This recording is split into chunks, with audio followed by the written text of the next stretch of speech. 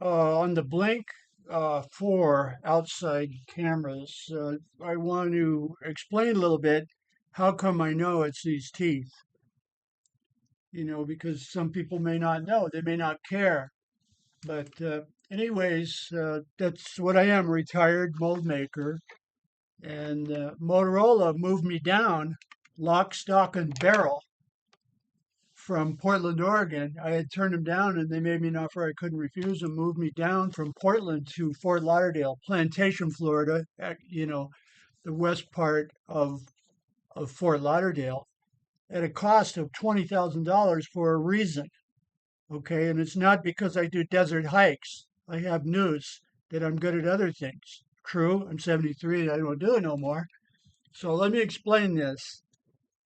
That here's the tooth that is low. How do I know it? I'll show you how I know. That here's some of the molds that I've made. This is a compression mold. This one here, I developed these compression molds and changed the mold department in the engineering prototype department at Motorola. This part came out complete, just like what you see. That's the CAD file. Here's the mold for it.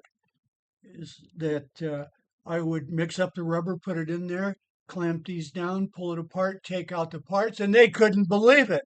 They couldn't understand how I did it. That see this hole there? Well, I made little part like this part here has that hole in it and this feature and blah blah blah. Okay, there's one example. Now these here is my 3 rib mold that they don't even know how I made the mold. What I did was I used micro cutters that I ground. I ground myself and went down in the hole, programmed it on my Makino V-33, programmed it, used the Cimatron, run the program out, go set it up, and cut the mold out of aluminum blocks in this case, and undercut these 3 ribs in there. Now the question is, well, what do these ribs do? I'm going to tell you what they do. Technically, I'm not supposed to. But this is what gives the Motorola knobs a smooth feel, like on your police and fire radios, where you turn the knob and it just keeps spinning and it has that nice smooth feel. That's what does it, is because I made that mold and they push these on over the shaft and then assemble the radio, police, fire radios, stuff like that. And they put on the knobs and you spin the knob and they go, God, how'd you get that smooth feel? It's because of these.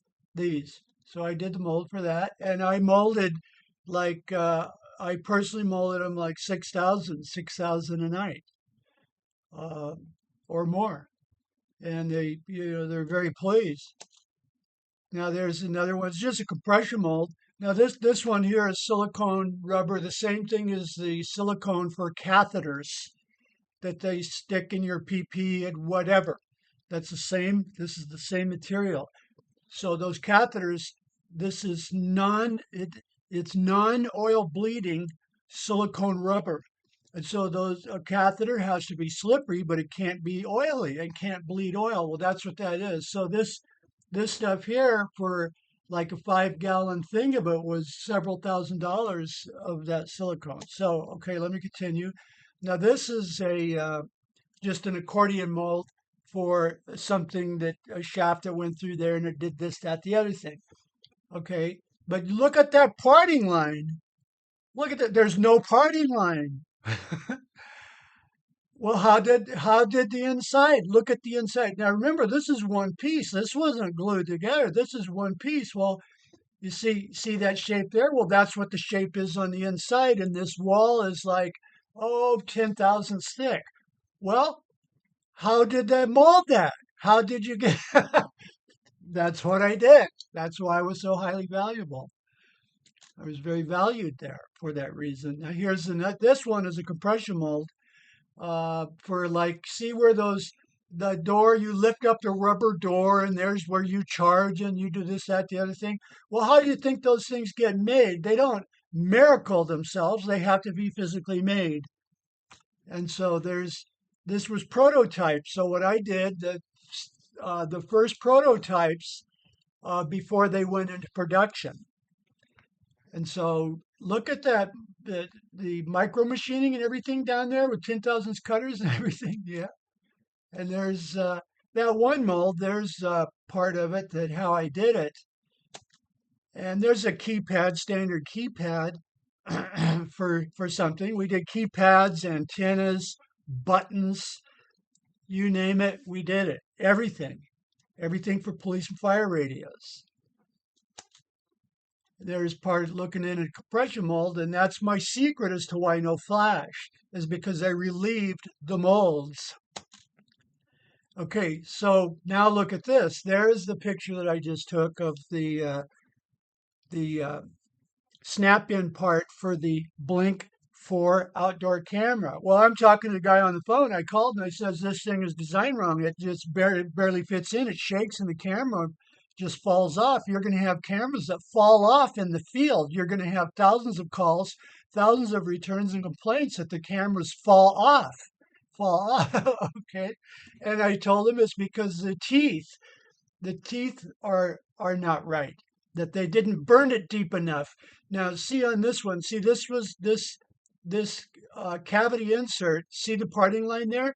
And so this was one cavity here that's like this, and then that cavity is sideways, and then you come down with a carbon electrode that you make and that I made and everything, and you come down with the electrode, a rougher semi finisher and two or three finishers, and you come down in there and burn that feature in there. See, that's why. See this straight surface here? See the parting line there? See how it's straight like that? That's why. Is because that was burned down in like that. Now see down here, it's like that. That's because that was more towards the bottom. That was more towards the bottom. Okay, so at any rate, what I'm saying is that see this stuff here, those teeth, that's nothing to me. Nothing. That I calipered that thing and told them what it was in seconds with my calipers and my optimizer. That's nothing compared. Look at some of these pictures of this crap that I did. Micro machining and all kinds of shit. Look at that one. Look at that, the ribs there. So that thing there, that part came out just like it, and they didn't know how I did it. So anyway, trust me when I say I absolutely assure you that I'm qualified to say that the one tooth on the I'll show you which tooth. Okay, okay, it's this tooth. This tooth. This okay. This is a good one.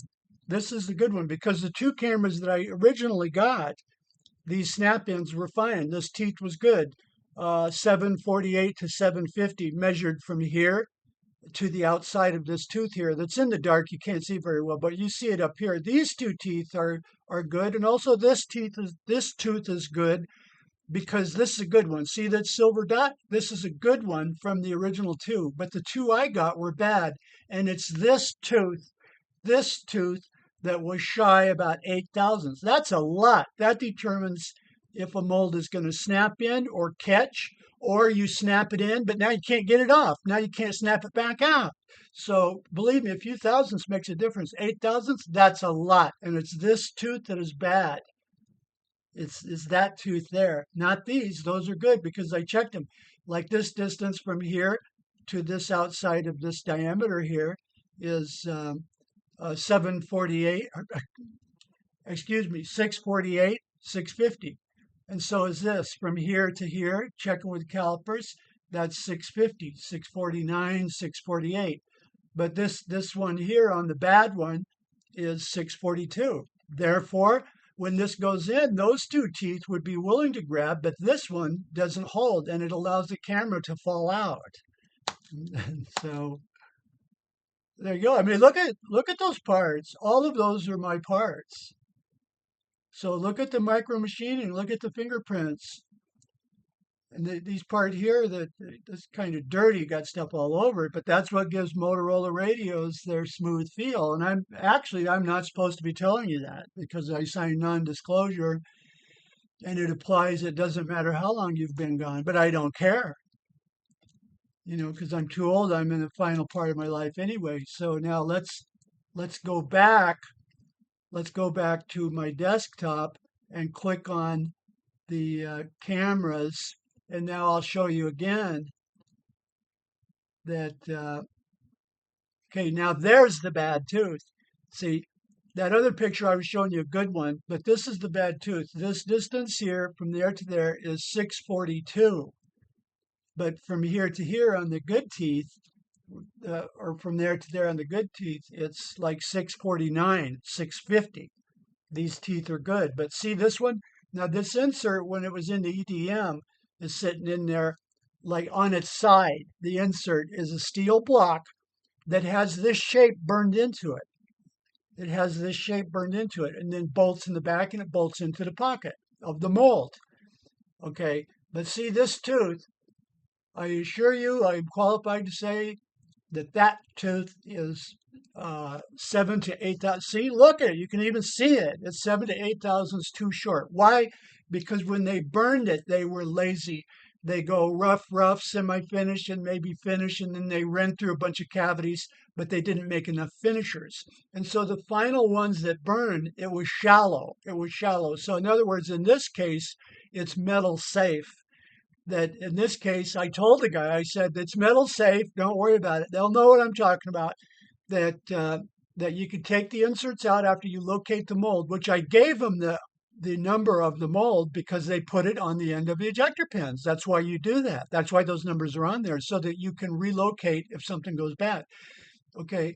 And then they lay it down, remake finishing electrodes and go back down in there with a couple of finishers and burn out the 8 thousandths on all of them. Now, this particular mold probably was like, it could easily be a $2-3 million mold with 50 of these cavities. I don't know. They may have had it made in China. I don't know. But this tooth here needs to come down deeper. In other words, the plastic needs to come up higher. Therefore, the mold, remember that this is a reverse. This is the plastic part. And so the mold needs to be burned down in with the electrode. It needs to burn down into the steel to make the cavity bigger. So this tooth is 8 thousandths higher. Now, there you go. Now, what they got is thousands of dollars of free consulting. You just got it because I'm a retired mold maker. And they will thank me. They'll go, boy, maybe we'll fly that guy out. Good, fly me out. I'll do it.